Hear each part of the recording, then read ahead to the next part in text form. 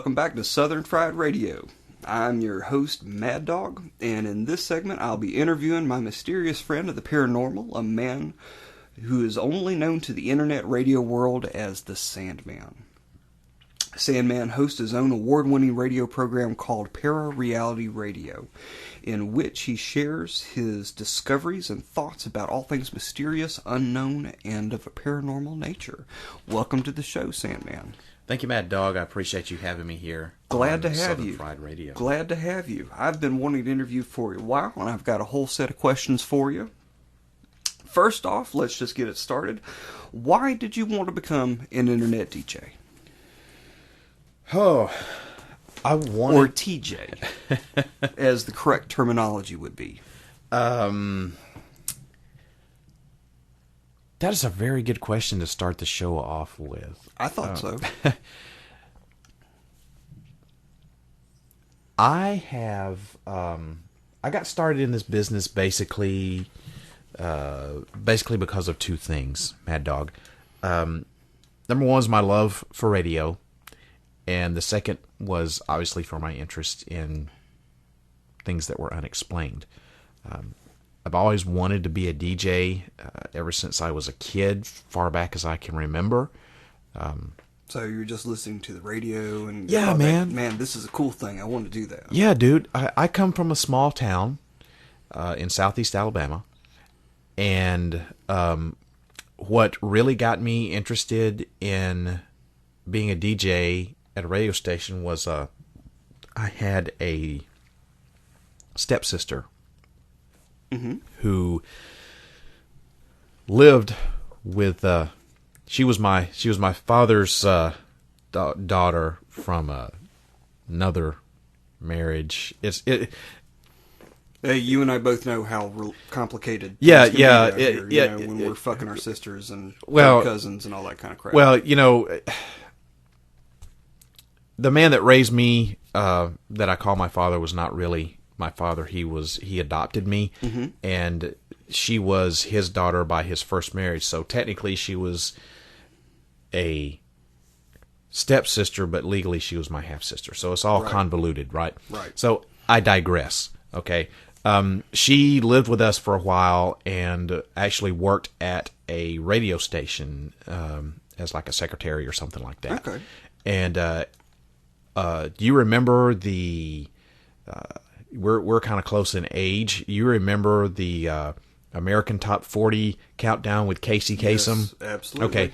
Well, back in the day, Casey Kasem, of course, he recorded that, and you know what? He recorded it on LP, on vinyl. Yes, he did. And they shipped those out to the radio stations all over the world. And one of the things that she would do was she would go in on Sundays and she would play American Top 40 countdown. And I just thought that was the coolest thing ever, and that's how I got interested in radio.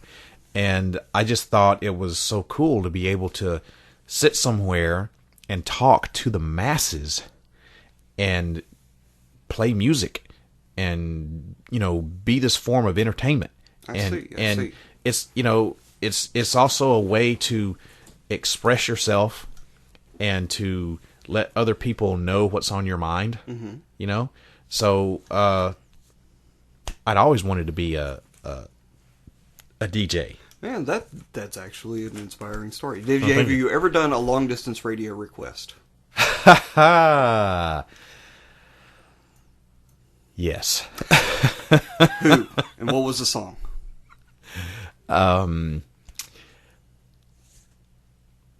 When I first started playing music on my talk show, my talk show evolved. And it started out from this little hour-long show. It went to an hour-and-a-half-long show, and then it went to a 2-hour-long show. And I had to have something to break it up because I needed a little something to wet my whistle with, because talking for 2 straight hours... It's tough. It is. It's tough. It takes practice. Yes. And so I needed something to break it up, and I decided, fuck it, I'm going to play some music, And I would play a couple of songs during the show. And my rock and roll guy would play some rock, you know. And one person who was apparently a regular listener of the show emailed me and said that she didn't approve of my choice of music and wanted to know if I would play some classical stuff. So Really? The next time I went on the air, I played something from Tchaikovsky. Hey! For her. So There you go. yeah. Mozart, Beethoven. Him too. Yeah. Yeah. Matter of fact, that's a dead leopard. That's a Dead leopard. That's my favorite group, Dead Leopard. Dead Leopard. Def Leppard. Yes. That's what I was trying to think of. That's actually Let's Get Rocked. Yes. That song, yeah. Yeah. I know That's exactly what in you're talking about. I just heard that song today earlier. Yes. Bach Tchaikovsky violins, something. Anyway. Turn it off. That ain't my scene. Well, I'm sorry, girl, but here's my confession. I guess the rock's out of the question or Suppose something like rock's that. out of the Yeah, question. that's it. Well, that devolved rather fast. Oh. Anyway. Getting back to the subject at hand. Yes. All right.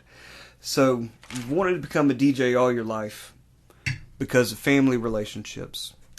You had some experience and exposure to that. Thought it was just absolutely cool as shit. Yeah. Wanted to be a part of that. Yep. So, you would count your stepsister, as part of your influences. Do you have any other influences that... God, I hate that you put it that way, but I guess you would have to say, yeah, kind of. I guess you could, in some small way, say that she influenced it. Yeah. Do I have any other influences? Yeah. What other influences? Didn't mean to cut you off.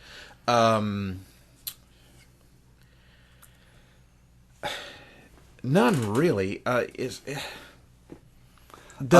than the attraction and the power of broadcasting your voice and your ideas to the masses. The other kind of part to that story was that I also, when I was a child, I was 9 or 10, I had an experience that still to this day completely unexplainable, and that's what kind of piqued my interest in all this mysterious stuff. Okay. And whenever I first started seriously looking into internet broadcasting, I wanted to do something that was different. Mm-hmm. And I did a lot of research. And when I say a lot of research, I'm talking about probably a year to a year and a half's worth of research on internet broadcasting. How do you do it? What do you need? Stuff like that. Right. Where do you go? You know. So I wanted to do something different, and people who were doing internet broadcasting back then, and we're talking back 2003. Mm-hmm. So 10 years ago. We've come a long way since then.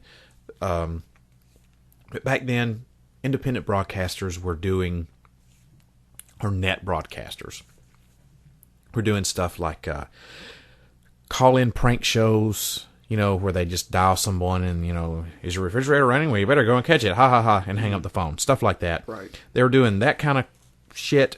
They were doing stuff where they were talking about wrestling, mm-hmm. WWE and WCW and all that sorts of stuff. You know, they were doing sports commentaries where they would basically watch a ball game on TV, right, and do their own color commentary, right, of it. NASCAR stuff, but mostly it was the stupid teenage kids doing prank crap. Right. Or talking about stupid shit. So not a lot of paranormal programs were being put on internet radio at that time. Not a lot. So between your your original attraction to broadcasting, and then your interest or your paranormal experience that you had when you were younger. Yeah. You know, both of those combined. And so you were attracted to internet radio and you wanted to find a focus, and you noticed that there was just absolutely no shows that represented your interest Right. on the internet radio. And just to put this in perspective, this is 10 years ago. This was before Ghost Hunters. This was before Haunted Travel. This was before all this stuff started to blow up on TV, where, you know, there was even that one show on MTV a couple of years back where you'd have the teenagers go running around with little cameras on their faces and being scared. Stupid. Yes. This was fucking this was this was right before all that started. So you were just catching right the crest of that wave. I was on top of that crest, baby, and I didn't know it. There were a few people out there who had shows like mine, but they were few and far between, and they weren't. The longevity for those shows weren't there. I set a good bar, I would like to think. Now, let me put a little caveat on this here before I go any further, and I want to say that I by no means am saying that I am a paranormal talk radio pioneer who has, you know, everyone is following my model. I'm not saying that, you know, okay? I want to make that clear. Yeah, just to make sure you know that you're really not that awesome. Thanks. But I mean, I did. I was one of the first independent broadcasters out there who was doing this. Man, stand up, take a bow. Thank you. You know, Appreciate you did it. You were one of the first ones there. Well, thank you. But you know, I put a lot of time and effort, and this was a learn as you go. I mean, look, when I first started out, I sucked. I mean, you can't sugarcoat that. I sucked. Well, because when you were started out, you didn't really know what in the world that you were doing. You were kind of learning as you were going. Oh, right? yeah, completely. So you didn't have any previous broadcast experience. No. You just said, this sounds cool. I just want to do it. This sounds cool. I just want to do it. So how did you get started doing that? I worked a late shift one night. I used to work 15, 16-hour days. 15 or 16 hours straight at it. You know, that was my shift. And I was coming home. God, I would hate to work that job. Yeah. It's, well, we would digress if we started talking about that. Yes. I was driving home late one night from work, and it was midnight-ish. And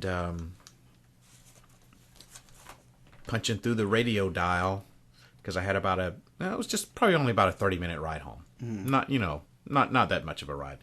That punching through the radio dial and trying to find something. And let me guess. I know what you're going to say. Coast to coast. Coast to coast. I ran across coast to coast, and where I'm from, small town, Southeast Alabama, we did not get coast to coast down there. I had already moved and relocated to the Nashville, Tennessee area by this time, and coast to coast. And I'd always heard of coast to coast, you know, but I never heard the radio show itself. Right. And punched in, was listening to coast, and that's it. So that's what I want my show. Bingo. That's what I want my show to be like. So my model was Art Bell, coast to coast. I said, that's what I want to model my show after. So I have to say, I've listened to only a few coast to coast episodes, but I've really enjoyed them. They make you think, don't they? Yes. I can really appreciate that type of stuff. So you've got your family influences, you got your experiences as a child, and you were wanting to do it, and then you turn on the radio and you hear Art Bell, and it's like, Ding, ding, ding. That's it. Fucking got it. I got it. That's what I want to do. Yeah. All right. So how did you start? What did you do next? Well, as I said, I had been researching internet radio for about a year and a half or so. And back then, it was expensive, dude. What year was this? 2003. 2003. And I had already been looking at it. I actually started looking into internet broadcasting back in 2000. Mm-hmm.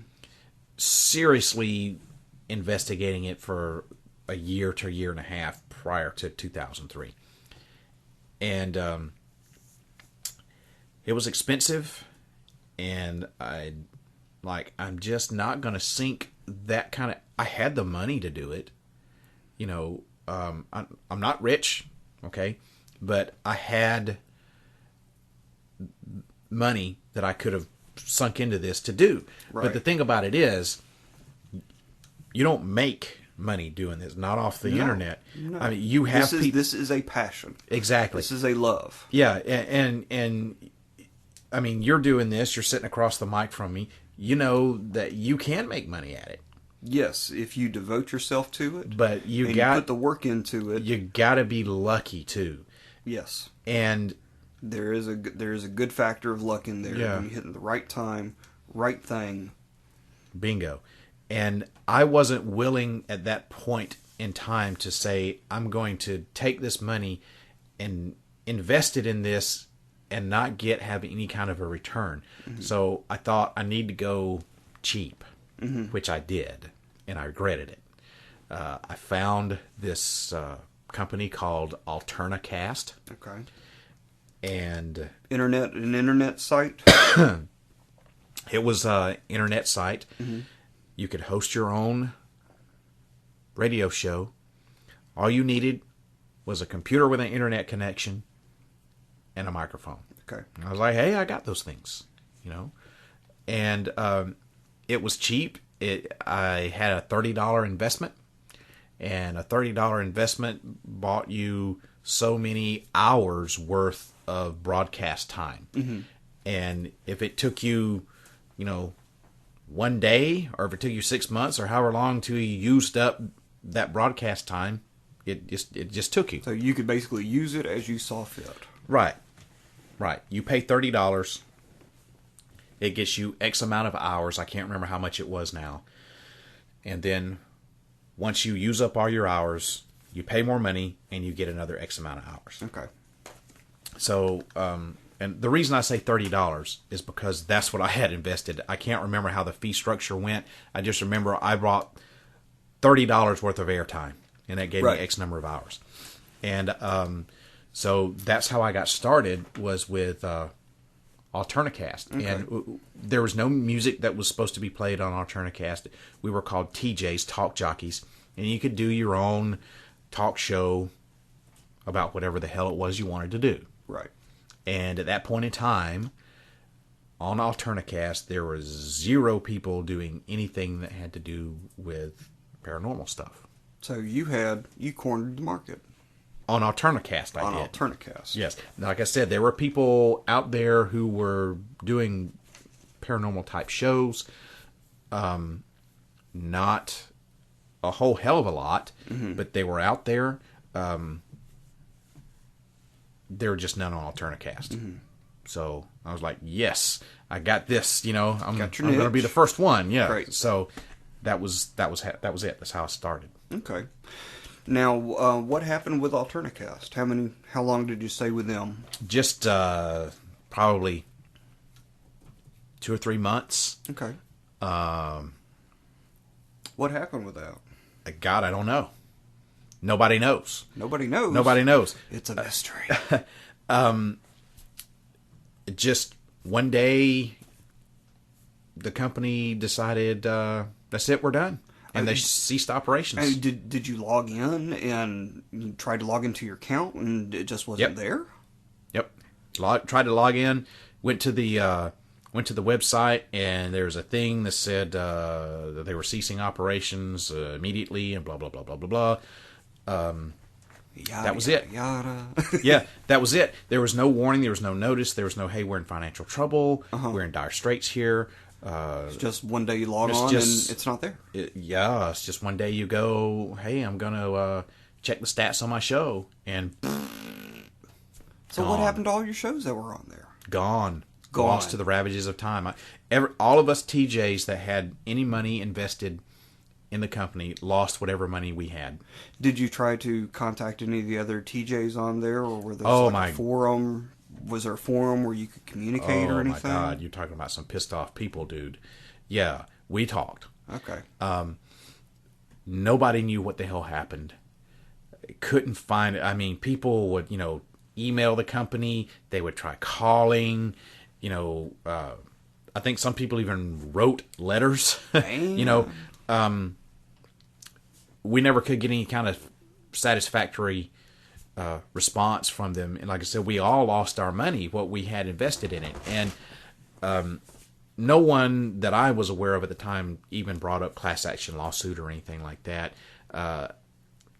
Probably, I think everybody else that was on there was like me, didn't have a lot of money to invest or whatever. So, I had $30. Mm-hmm. I'm not going to take you to court for $30. No. Now, if I had like $3,000, then we may be talking about something different here. We're talking about a bit more money. Yeah, but I had $30, and I can't imagine that there was any people out there who had hundreds or thousands of dollars invested in that thing. Right. So it just and me being new, not knowing what I was doing because my show sucked. I didn't save them onto my hard drive like I should have. I just saved them on the website on Alternicast. That was going to be my next question. And if you when had those, when the company ceased operations, all of my Alternicast shows went bye-bye, gone. And there was only less than 6. Okay.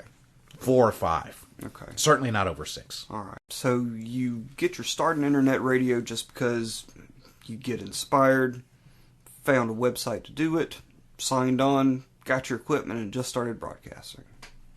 Yeah. See? Yeah.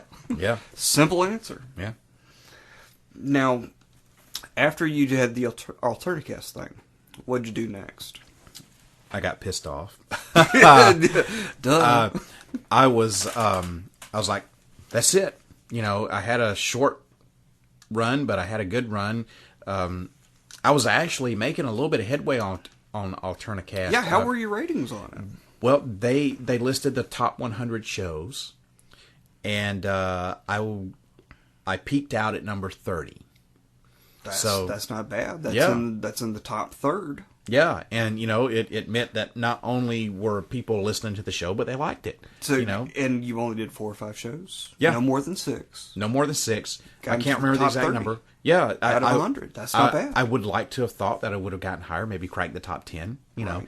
That was my goal. I was like, I want to crack the top 10. I didn't go into it saying, okay, I'm going to start this show and I want to be the number 1 show on Alternicast. Right. I just wanted to do the show and have some fun. And then I was like, all of a sudden one day I'm like, oh, holy crap, I'm number 30. I want to be in the top 10. Yeah. And poof, it was gone. So I thought, well, I had a brief run. It was fun. It was kind of successful. It's over. And I had kind of resigned myself to say, well, I tried it and it didn't work out.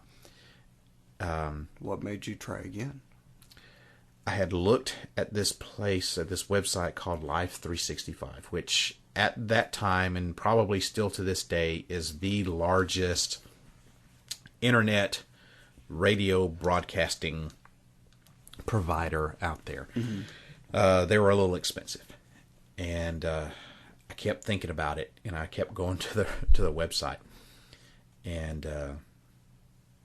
after about, I don't know, it was a period of a few months, I was like, screw it. I'm going to bite the bullet, and I'm going to invest the money, and I'm just going to do it because I didn't feel satisfied. I didn't feel like I had completed my mission. Right. And I wanted to go further, and if it didn't work out, it didn't work out. But at least I wanted to be able to give it a legitimate try.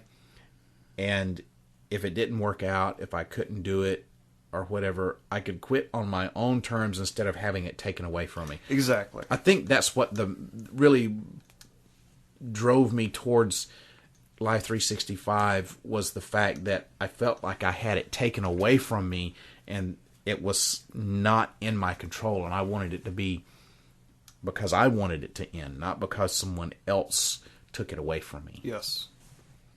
So you go to Live 365. Right. Okay. And what was your next step from then? Just develop the show. I developed my style.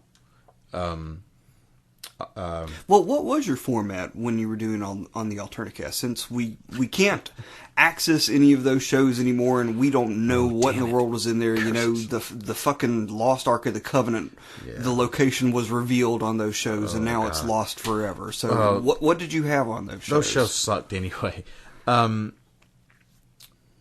I started out when I was with Alternicast, hour-long show. Right. And when I came to Live 365, hour-long show. Right. And as I kind of progressed, I quickly realized I needed, for what I wanted to accomplish at that time, I needed more time. Mm-hmm. So what I did was I went from an hour-long show to an hour-and-a-half-long show. Mm-hmm. And I did an hour-and-a-half-long show for a little while, and that actually caused some scheduling problems with the way that my shows were rotating on Live 365. It would work out better to have it as in hour-long blocks. Okay.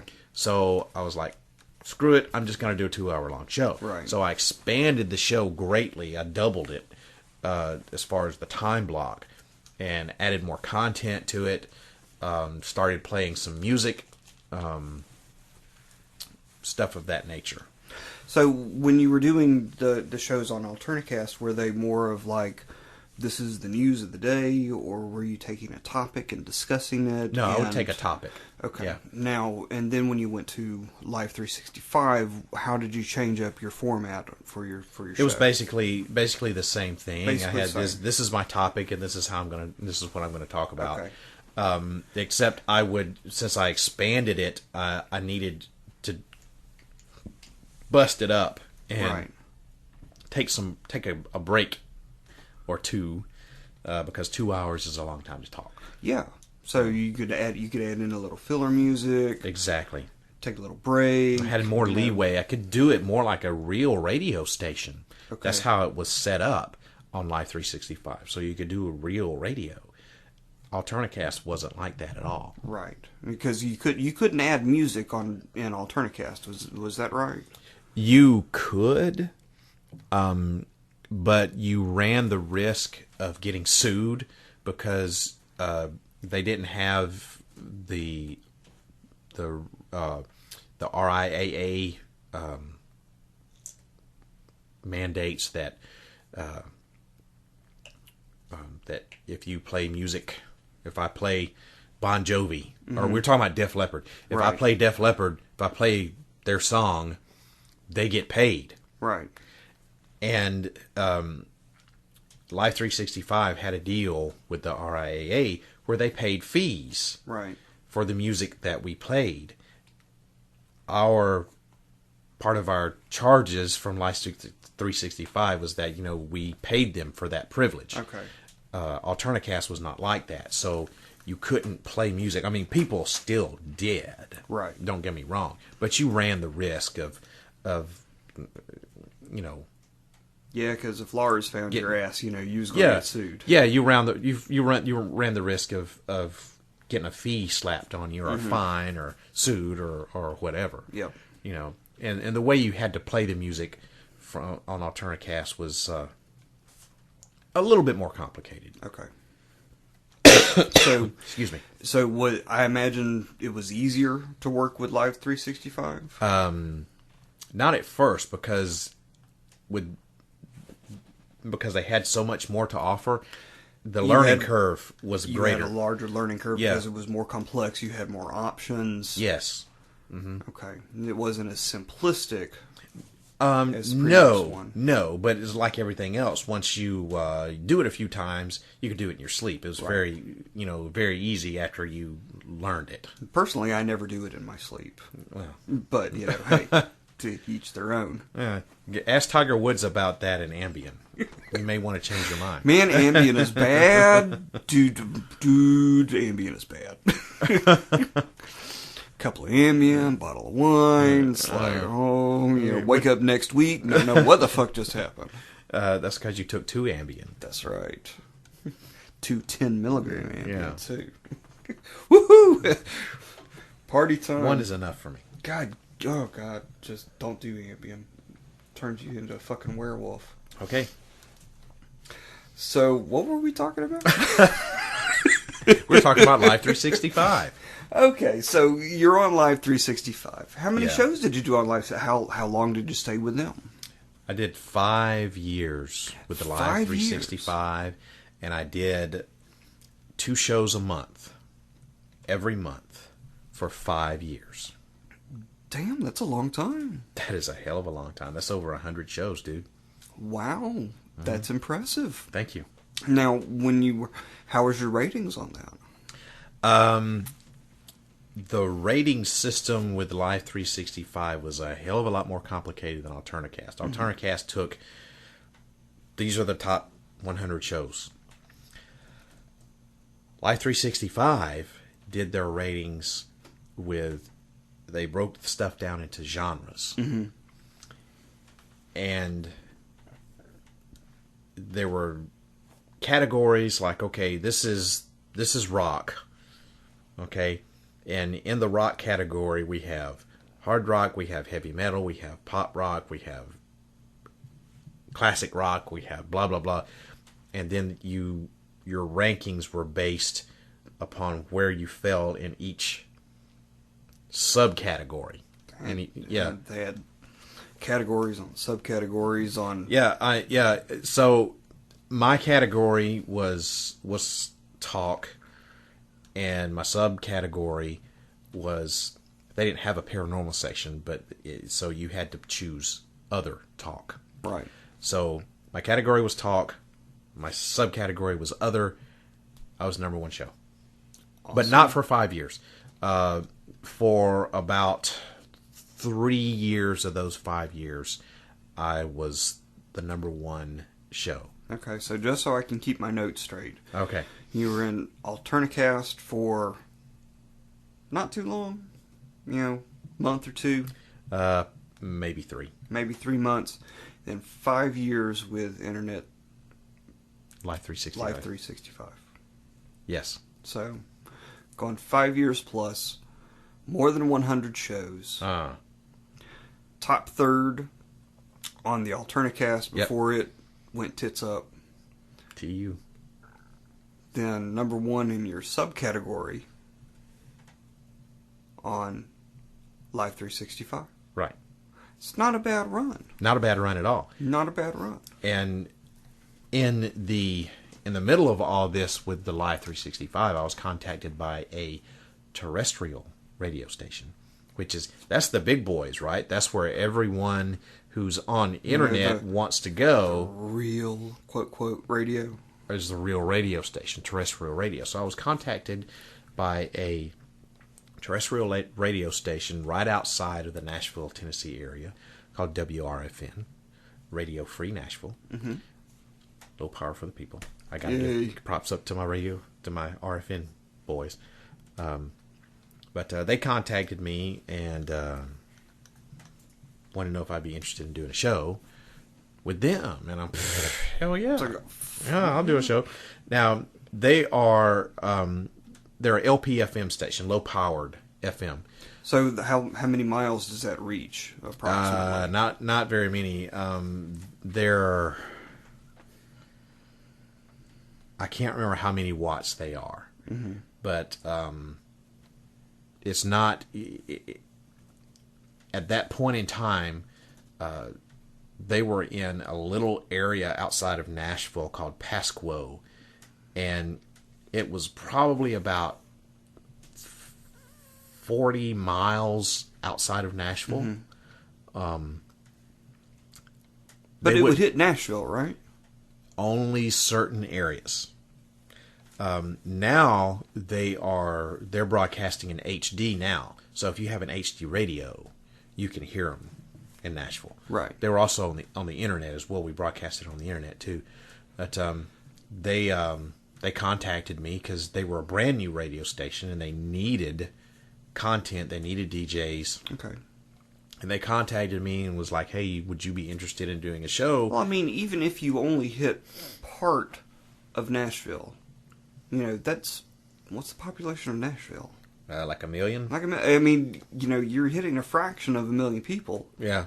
With that radio show right there. Yeah. Yeah.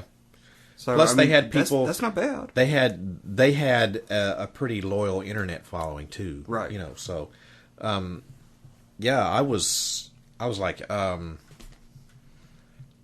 what year was this? Was this at 2008, 2009? Oh my God. 7? 2007. 2006, 2007-ish. Okay. Maybe it was either 2005 or 2006. Right. I can't. So about halfway through your tenure. Yeah. Of working on Live 365. On Live 365, you took up a little gig. Yeah. With a little independent radio station outside of Nashville. Yeah. So then I was doing a 2-hour show every Friday. Okay. Which got to be a lot because first and third Fridays was Live 365. Second and fourth Fridays were WRFN. And then if you had a month that had 5 Fridays in it, you got a Friday off. Right. Excuse me. Now, still not making any money either. No, Remember this. no. So you're having to do all this for free. Yeah, buddy. Doing it out of the love of it. Yeah. Now, let me make an observation here. Because pre-prep work is bitch. If you're going to be doing a radio show and you want it to be quality, you're going to be doing the research for it. You're going to be writing out a little script. You're going to be testing it out and editing it. Yep. And making sure it sounds right. Yep. And so now, you're beating your feet on a regular job. Yeah.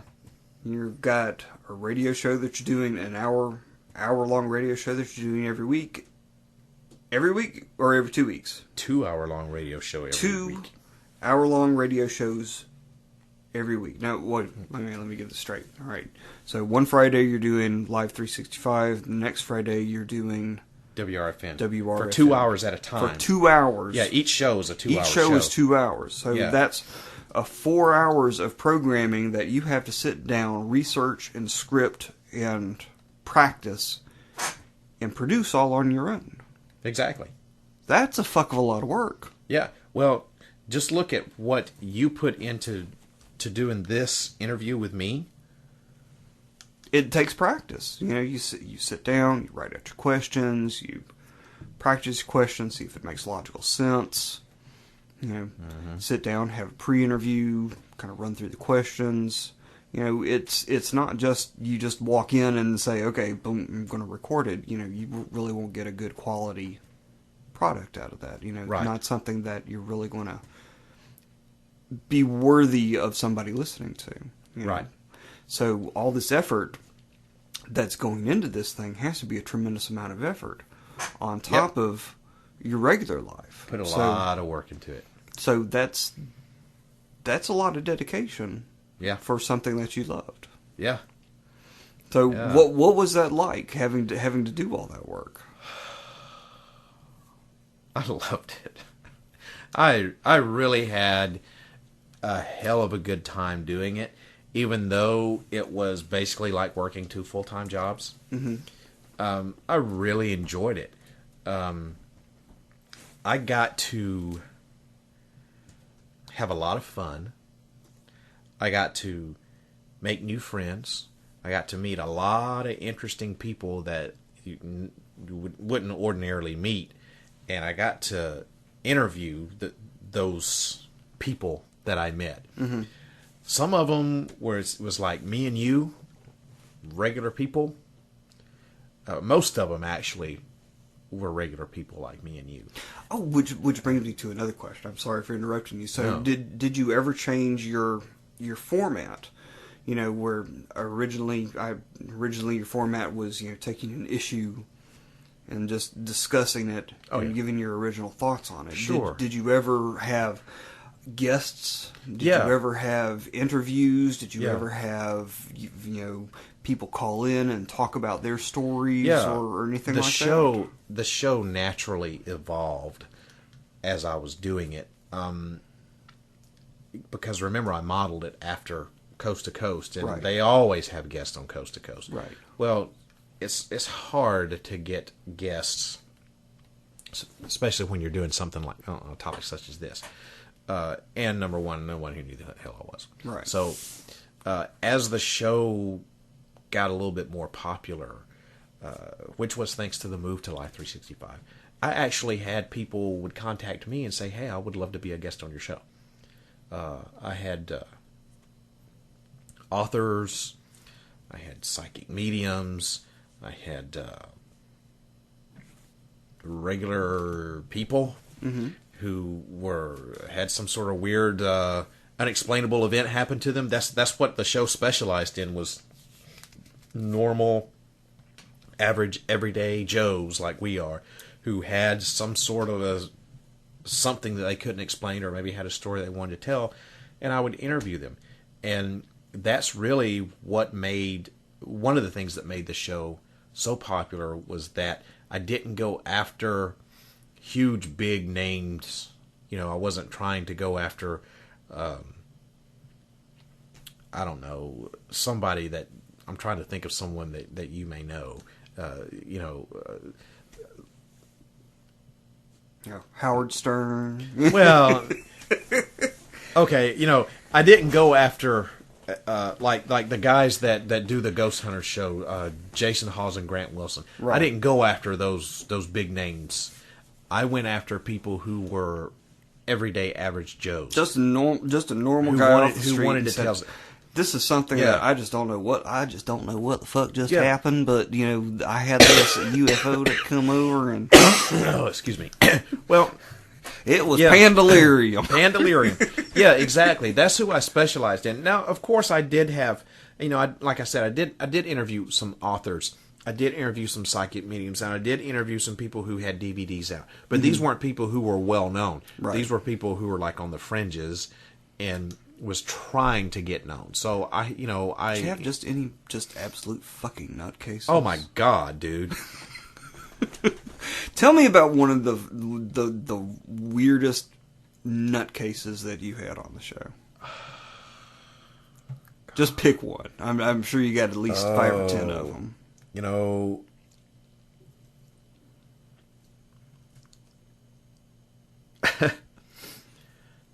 I'm trying to narrow it down. I can believe that. I can believe that. I interviewed. Oh God, I can't remember. I can't remember this guy's thing. Okay. Randy Irvin. That was this guy's name. Okay. I interviewed this guy named Randy Irvin, who claimed that he was had been possessed when he was younger. Mm-hmm. Really weird dude. I don't necessarily know that I buy into his story 100%, but he wound up being such a fascinating interview that no, man, I'm not going to bullshit. It wasn't a fascinating interview. Who was he possessed by? I can't remember. Was it the devil? Was it a demon? Was it thinking it was either. It's been so long ago. Since I just got to roll with this, I can't help myself. It was either some sort of a demon or the spirit of a Native American. I can't remember. Okay, I can't remember which. But it's not that the interview was fascinating. He was so damn long-winded. He wouldn't shut the hell up. I had to interview this dude twice. So it was supposed to be the Halloween show. Right. And it wound up, I had to interview the guy twice just to get the interview over with. Right. So I did it. He was the only person ever in the history of my show that I interviewed back to back. Okay. And I've had people on the show, who I interviewed and they came back at a later date, maybe the next year or several months later or whatever. But he's the only one that I've ever did 2 consecutive shows with. He just wouldn't shut the hell up. Right. I had this other guy who wrote this book called Gods from Inner Space. Mm-hmm. His name was Nahu Lanham. Pretty cool dude. Way out there with his stuff. And his was a very spiritual thing. Once again, it's been so long that I can't remember all the particular details. That was another strange interview. Pretty cool dude, like I said, just his beliefs were way out there. And like I said, I talked to some people who were way out in left field, dude. Have you talked to anybody who made you go, whoa? Yes. Yes. Tell me about one Rick of them. Hayes. Hands down, Rick Hayes. He's a psychic medium. Never really bought into the psychic medium stuff much until I talked to Rick Hayes. He was one of the people who contacted me. Well, actually, he did not contact me. He co-authored this book with this lady who had lived in a house that was haunted, and he helped her understand what was happening with her haunting and what was going on with her. So she was writing this book, and she asked him to co-author this book with her. It was called "You're Not Crazy, You Have a Ghost." And she actually contacted me and said, I would like to be a guest on your show. So I said, send me a copy of your book. And we read it. So she did, and it was a very thin book, written in kind of like a manual style. It was kind of strange the way it was, because she would tell her story, what was going on, and then at the end of every chapter, Rick would have written some stuff like his observations and blah blah blah, and it was very unique how it was written. And I thought, oh, this is kind of cool. I think I'll interview these people, and she brought him on the show with her. So wound up. Now, what does this guy do again? What is he? He is a psychic medium. He's a psychic medium. Now, what is that? You familiar with John Edwards? Used to have a show on the Sci-Fi. I've familiar with that, yes. So same thing, same difference. A person who communicates with the dead. He can communicate with the dead, okay. Exactly. So this interview wound up being more me and him than me and her, and I just kind of stayed in touch with him. I emailed and was like, dude, I'd love to have you come on the show, just you. Mm-hmm. And he was like, sure, So we exchanged a few emails and called him on the phone. And the only time I'd ever talked to this dude was on the radio, right, doing the interview. And I like to, before I have a guest on the show, if I'm able to, I like to call them and talk to them just to get to know them. I don't like for the first time I talk to someone to be on the air. I like to talk to them beforehand just to get a little feel for each other, see how we're going to interact, and to go over how the format of the show is going to go. Absolutely. So I called him up, and we were talking, and he said something to the effect, hey, don't mean to interrupt the conversation, but I'm getting this. And he just started spouting off all of this stuff that there's absolutely no way he would know this. The only way that anyone would know these things, he was telling me specifically things about my dad who had died. Mm-hmm. And the only way that anybody would know these things would be to either be in contact with my dad or to have very, very intimate knowledge of my private affairs with my father. Mm-hmm. And I'd never even laid eyes on this dude. Mm-hmm. and it absolutely just chilled me to the bone and made me into a believer of Rick Hayes. Mm-hmm. Not necessarily everyone who claims to be a psychic medium, but I'm a believer in Rick Hayes, and I've interviewed this guy several times. Excuse me. Met him face to face. We haven't spoken in a few years, but there for a while we were pretty good friends. And I actually helped launch his career as a professional psychic medium. I was one of the very first people to ever interview him on the radio. He actually, one of the things that I do, if you're a guest on my show, one of the things that I do is I give you a copy of the interview for you to use like you want to use it. Mm-hmm. And he used his interviews with the interviews that I did with him, he used as promotional type tools and kind of help him launch his career. Okay. So yeah, he's one of the people that I was like, whoa, wow. Wait a dang minute here. Wow. You know? Yeah. That I'm kind of impressed with that. The interview that I did with him, the very first one where it was just he and I, is probably about the most emotional interview that I've ever done. Mm-hmm. I'll just leave it at that. Okay. All right. I can respect powerful. I thought it was powerful radio. Mm-hmm. Of course, my opinion is biased on myself. Well, hey, it's when you feel that way about what you're doing, it's going to show. Well, it was a good interview, but a tough interview. So, what's become of you on Live 365? Well, I'm no longer with the Live 365. Okay. I did Live 365 for 5 years. In between those 5 years, I did a stint with WRFN. Mm-hmm.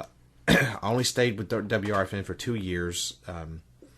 I had to let that go because during the middle of all this chaos that was my life, I decided that it would also be a good time for me to go back to college and change my career. Okay. So I had to give up the WRFN gig, which I really missed that. That was so much fun. But I had to give up Life 365 as well. Was it taking on a life of its own? Not taken. It just yeah. It already consumed you. It had taken up a life of its own, and I was getting to the point where I was getting burned out, and the quality of the show that last year that I was on had really started to suffer, and I didn't want to go out, with a whimper. I wanted to end it on a good note, so I could. The burnout was there. It had caused some turmoil in my personal life, right? And I was, like I said, I was starting to burn out. I was doing so much because there's so much that was going on behind the scenes with this that we haven't even talked about on the show, and we don't have time. But I decided that I was going to retire. Okay. So I retired in January of 2009, and thought that was it. I'm like, I'm done. Not going to do it again. I had a great run. I went out on top. Yay. And I just kind of started missing it. And I had a friend of mine who he has a local cable access show here in the Nashville area, and it's called Mystery Us. And he asked me to be a guest on his show, and I was already missing broadcasting, and I went on his show, and I'm like, oh God, I really miss it so bad. I'm gonna do a TV show. That's gonna be the next thing I'm gonna do. That's right. Next thing to conquer, TV. Yeah, TV. So I was like, I did it, internet radio. I did this once. I can do it again. I'm going to do internet television. So I decided I'm going to do an internet television show, and I'm just going to call it simply Parareality. And I did. and it sucked. It was horrible. Because I didn't have any help. Right. It was me and a camera, and it was just one camera angle. I didn't have a studio, so I was constantly changing the location of where I'm doing the show at, and it just sucked. I'm not gonna lie. I did 13 episodes, and I'm lucky that I managed to pull 13 episodes out of my ass on that, and it was only for 30 minutes. So it was just too hard. That's something that I really needed help with. And so I was like, okay, screw it. I can't do the television thing because it's sucking so bad. And I said, you know what? I've done radio before. That's really where my first love lied. And I had a good friend of mine who said, that's really what you need to be doing is the radio show. Okay. So I went back on the air last year and did a season 6, and now I'm well into season 7, and I've scaled down so much. It's not the big production that it used to be. I'm not with the Live 365 anymore. I'm doing more a podcast type show now instead of a live on air radio show. Okay. I'm with Spreaker, which is kind of a new show that has, or a new internet site that has come up in the last couple of years. Okay. And instead of doing a 2-hour long show twice a month, I'm doing a 1-hour long show, and I just do one new show a month. Have you ever done any topics in your podcast? Since podcast would be more of like a personal essay. Yeah. Have you ever done any other topics besides paranormal? Yeah. Like I have, actually. What else have you talked about briefly? Since we're running a little short on time. I've got a side project that I do. It's a radio show or a podcast called Set It Off. And it was actually the original idea that I had to start off in radio. And it's basically just me talking about issues that piss me off. What grinds my gears? What grinds my gears? It's just a half-hour long show. I don't have any regular schedule to it. I just do it whenever I feel like doing it. But it's also on Spreaker. You can go to www.spreaker.com and do a search on the Spreaker website for Set It Off. And you can listen to Set It Off. Now, is that also where can people go to listen to previous episodes of Parareality Radio? Is it also on Spreaker? Yep. Yes, you can. Well, actually, here's what you can do. The easiest thing for you to do if you want to listen to any of my Parareality shows, just go to parareality.com. www.parareality.com. Parareality.com. Parareality.com. That's right. You're on parareality.com. You can find out anything you want to know about Parareality Radio. You can listen to the current show. You can listen to past shows. You can listen to some of my WRFN shows. I don't have all the WRFN shows, but I have probably 3/4 of those. Okay. You can listen to all my old Live 365 shows. You can listen to the current shows. You can join my forum, post my guest book. I sell Parareality Radio gear. Okay. You can shop in the official store. You can visit my Facebook page which everyone's on Facebook. Reluctantly, I am too. Look me up on Facebook. It's sandman.parareality on Facebook. All so right. There you go. Well, I think this is going to bring this interview to a close. Sandman, thank you so much for coming on the radio show. It was a pleasure being here, man. Who knew that an hour was going to go by so fast? I think I could talk with you for another hour. Yeah, I would love to come back here on the mic. Are you fucking kidding me? This is awesome. I mean, I really want to hear some more stories of the people that you've talked to. Because I just think that you've got just a tremendous amount of stuff that we haven't even scratched on yet. I'd love to come back here on and get on the mic with you here on Southern Fried Radio and talk some more trash. Man, well, this has been a pleasure. Thank you so much for coming on. Thank you for having me, Mad Dog. I really appreciate it. All Enjoyed right, it a lot. and you are listening to The Mic on Southern Fried Radio, where we got 11 herbs and spices. All right, See you, everybody. Take care now.